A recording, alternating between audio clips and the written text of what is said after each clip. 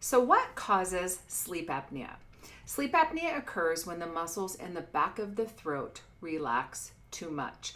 So there's really three main types of sleep apnea.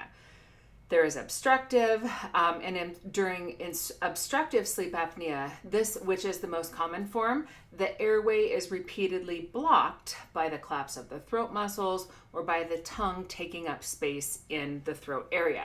So this limits the amount of air that reaches the lungs, okay? So when this happens, the person might gasp or they might snore. The brain is being alerted to deprivation of oxygen, and this arouses the body. Kind of like, hey, knock, knock, knock, something's going on, okay? So this can happen a few times a night, or in severe cases, this can happen much, much more than that. And it's generally not remembered by the person.